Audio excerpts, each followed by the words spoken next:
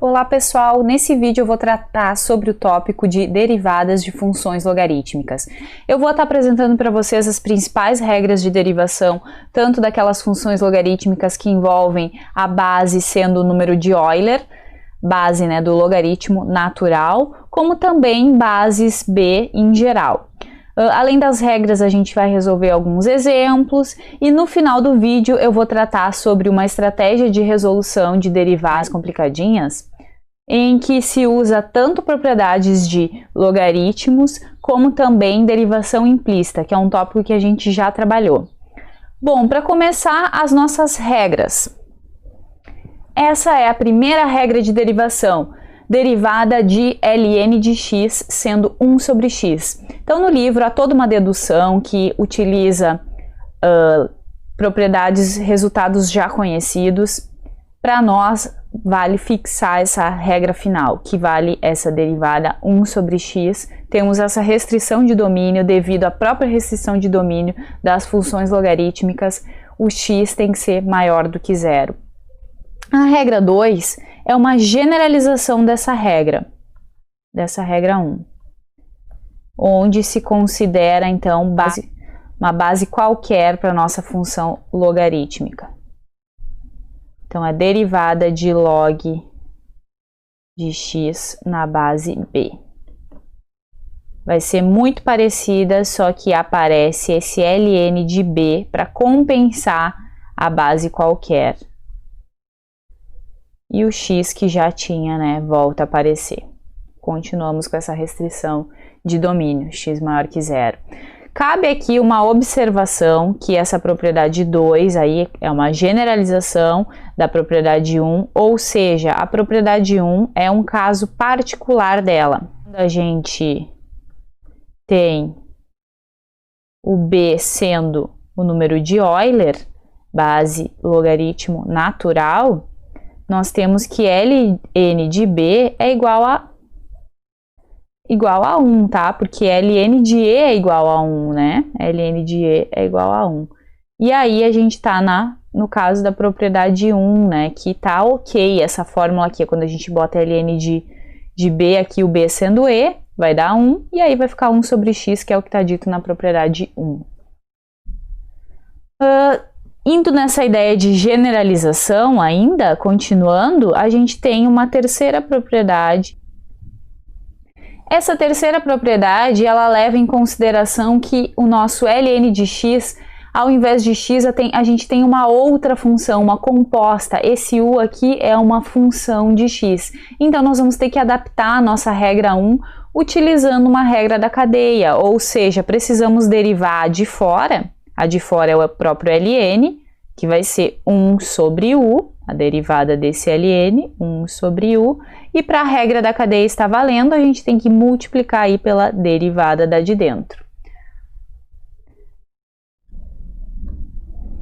Da mesma forma, aqui nessa propriedade 4, para bases em geral, a gente repete derivada da de fora, 1 ln de b vezes u, vezes a derivada da de dentro. Regra da cadeia. Vamos ver então um exemplinho em que se utilize essa regra da cadeia aí aliada com a derivada do ln que nós destacamos na propriedade 1.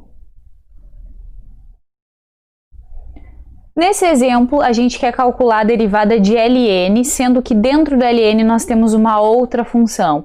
Então, cabe pensar aí que essa função aqui que a gente tem aqui dentro, para adaptar a nossa fórmula, vai ser o nosso u, a nossa função que depende de x que está dentro do ln. Pela regra especificada ali em 3, vamos ficar então com 1 sobre u vezes u'. Então, como que fica esse resultado? Essa derivada aqui vai ser igual a 1 sobre u. Tá? Então, derivada da de fora, sem mexer na parte de dentro, 1 sobre u vezes u'. Vou deixar indicado nesse passo, vou deixar aqui a derivada da de dentro indicada e vou concluir no passo seguinte. Essa derivada aqui, é derivada de x ao quadrado mais 1, derivando termo a termo, vai ficar apenas 2x. E 2x vezes isso eu posso multiplicar pelo 1, né? Multiplicando pelo numerador, fica 2x em cima, né? Então, aí a gente chega na resposta final. Outro fato interessante a ser pensado, a ser colocado aqui, que vai voltar depois a ter uma importância lá na parte de integrais, é sobre a função ln de módulo de x. Como que a gente pode pensar nessa função? O que é um módulo de x mesmo, né? Módulo de x é aquela função que mata o sinal, que deixa positivo o que for negativo, né? Se é positivo, continua sendo a mesma coisa, né? Mas se é negativo, troca o sinal e aí fica positivo, né? Aqui a gente pode botar maior ou igual a zero, aqui menor do que zero. A função módulo de x. Se a gente colocar lá dentro lá do ln, a ideia é que a gente vai conseguir ampliar o domínio do ln, porque nós não temos mais números negativos lá dentro. E com isso, então, o ln pode ser calculado tanto, né, para x positivo quanto para x negativo. Então, a gente pode pensar aí que a nossa ln de módulo de x, ela vai poder ser calculada para x positivo, ela vai dar próprio ln de x, né? Porque o módulo é o próprio x maior do que zero. Uma coisa que não consegue corrigir, colocar esse módulo, é a questão do ln não estar definido, né? Não existir ln de zero. Então, isso vai continuar não podendo ser feito. E ln de módulo de x para x negativo vai ficar um menos x aqui, tá certo? Porque o módulo troca o sinal dos números negativos. Então, se por exemplo aqui fosse menos 2, ele vai fazer menos 2, que vai ser 2, e eu vou poder calcular esse ln, tá certo? Então, quando a gente vai fazer a derivada dessa ln de módulo de x, nós vamos chegar num resultado interessante, que também a gente pode calcular por partes aqui, ó, considerando que ela é definida em cada parte, né? Para x maior do que zero, ela é ln de x, então ela vai ser 1 sobre x, para x maior que zero. Para x menor do que zero, ela é ln de menos x. Então, quer dizer que essa derivada aqui ficaria 1 sobre menos x, 1 sobre u, vezes o'. O' é derivada de menos x. Derivada de menos x é menos 1. Tá? Isso para x menor do que zero. Então, conclusão aqui é que essa nossa derivada, ela vai ser tanto 1 sobre x para x maior do que zero, quanto 1 sobre x também para x menor do que zero. Tá? Ou seja, a gente tem o mesmo resultado da derivada sem módulo, só que com a vantagem de ter ampliado o nosso domínio. Então, aqui as nossas regrinhas aqui. Eu vou voltar a colocar a regra inicial que a gente tinha. 1 sobre x. Essa daqui é para x maior do que zero. Mas aquela regra com o módulo, nós temos a vantagem de ampliar as possibilidades de x. Se for ln do módulo de x, dá 1 sobre x também, tá? A gente viu ali que dá 1 sobre x. Porém, a única restrição que a gente tem é que o x não pode ser zero. A gente ganha essa vantagem. Bom, então aqui está nosso gráfico da função ln de módulo de x, né? Então é um gráfico que é um prolongamento aí, né? Uma ampliação do gráfico que a gente já conhece, ln de x, né? Esse ln de x, essa parte de azul mais escurinho. E aí a gente amplia a possibilidade de domínio, né? Para os negativos, os valores se repetem, então tem essa simetria aí característica de função par. Então as coisas mais importantes que a gente pode ressaltar aqui nesse momento, a questão do domínio dessa função ln de módulo de x vai ser simplesmente x diferente de zero, né? Diferente do domínio de módulo do domínio da função ln de x, que é x maior do que zero. Aqui a gente ganha de brinde aí o lado dos x negativos.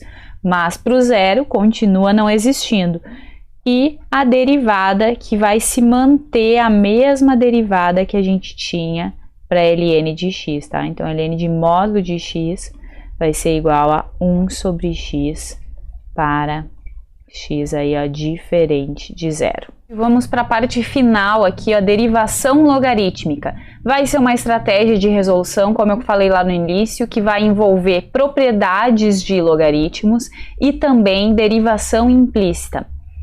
Vamos resolver isso com um exemplo. Esse exemplo que eu vou escrever aqui abaixo. Bom, então nesse exemplo a gente quer obter a derivada de y dx, sendo y essa função aqui.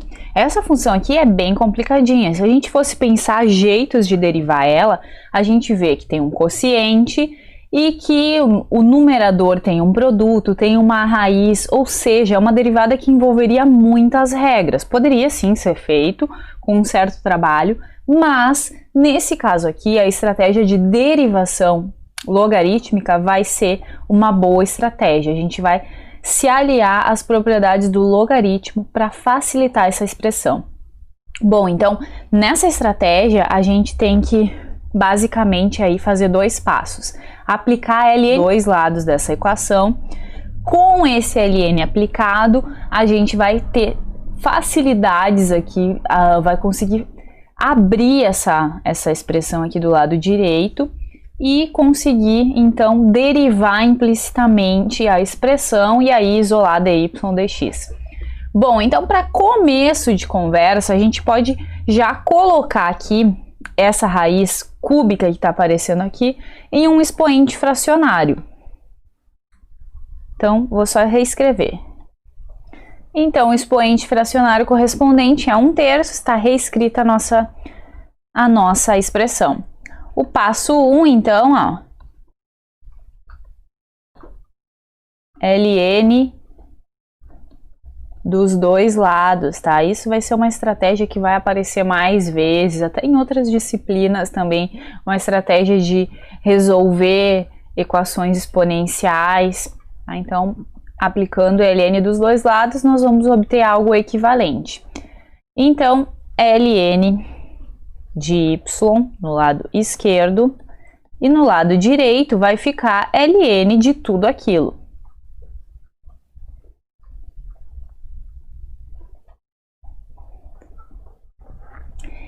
Então, agora é o momento da gente utilizar propriedades de logaritmo aqui no lado direito para tentar abrir essa expressão em algo mais simples de ser derivado. As propriedades do ln que nós vamos utilizar são essas. Então, vamos lá.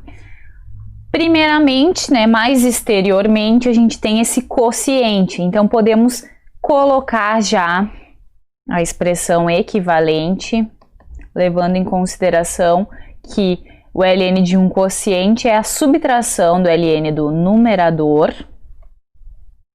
Tudo que a gente tem no numerador da nossa expressão.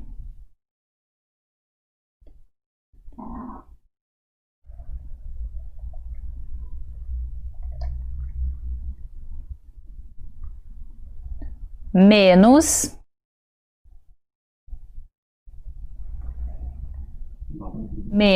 tudo o que a gente tem no denominador. No caso, 1 mais x ao quadrado elevado na 4. Então, primeira etapa, ok. ln desse produto a gente pode abrir no ln de uma soma.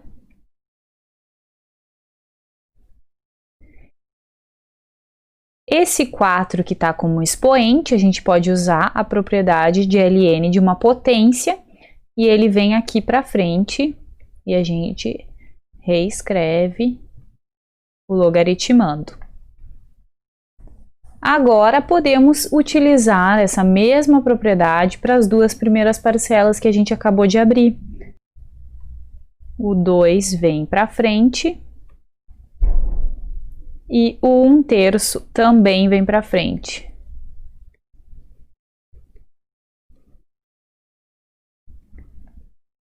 Agora, a gente concluiu a organização dessa expressão, a gente vai para o passo 2 dessa derivação logarítmica.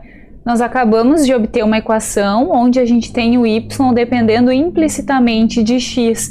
Então, a ideia é usar aquele passo a passo da derivação implícita, onde a gente deriva em ambos os lados da equação e depois isola dy dx. Então, agora a gente vai usar aquele roteiro da derivação implícita, onde a gente deriva em ambos os lados em relação a x e depois a gente isola o dy dx. Bom, então a ideia é fazer derivada em ambos os lados. Esse lado aqui, para eu não ter que reescrever toda aquela expressão, eu vou chamar todo o lado direito dessa equação aqui de asterisco. Tá? Então, o nosso asterisco, toda essa expressão aqui vai ter que ser derivada em relação a x, ou seja, a gente vai ter que ir derivando termo a termo, mas não serão derivadas complicadas, né? Ficou bem mais simples de derivar se a gente pensar naquela formulação original que nós tínhamos no início da questão. São derivadas do ln, então a gente vai poder aplicar as regras de derivação que eu mostrei no início do vídeo. Bom, então vamos lá. Derivada em relação a x do ln de y. O y depende implicitamente de x, então isso aqui é uma composição. Eu vou ter que fazer a derivada da de fora, que vai ser 1 sobre y, 1 sobre u vezes u'. U' no nosso caso vai ser dy dx. E a derivada de todos aqueles termos, a gente vai ter que ir derivando termo a termo. A primeira derivada que vai aparecer ali pra gente vai ser 2 vezes a derivada de ln de x. Então, o 2 eu vou só carregar, né? Vai acompanhar o resultado da derivação. Derivada de ln de x vai ser 1 sobre x. Mesma coisa vai acontecer com 1/3. 1/3 eu vou carregar, vai acompanhar o resultado dessa derivação aqui de cima. Derivada de ln de 7x menos 14 vai ser 1 sobre tudo que está dentro, 7x menos 14, vezes a derivada da de dentro. A derivada dessa de dentro aqui vai ser 7, né? Então, vezes 7. Menos o 4 vai ser carregado, e a derivada de ln de 1 mais x ao quadrado é 1 sobre u, 1 sobre tudo que está dentro, vezes a derivada da de dentro. A derivada da de dentro vai ser simplesmente 2x. Então, agora, basta a gente organizar um pouco essa expressão, tá? Eu vou fazer mais um passo para organizar. Esse termo aqui, o 7 está multiplicando e o 3 está dividindo. Nós podemos escrever ele como 7/3 e o mesmo denominador. Aqui vai ficar juntando menos 4 vezes 2x menos 8x sobre 1 mais x ao quadrado. Bom, agora estamos quase no final. Basta passar o y para o outro lado, né? Porque a ideia da finalização da derivação implícita é isolar dy dx. Agora, terminamos a conta. Ficou dependendo desse y. Nós podemos fazer mais um passo, porque o y, ele é um y que a gente conhece, então nós podemos substituir o y que a gente ganhou lá no enunciado e aí tá dando a nossa resposta final.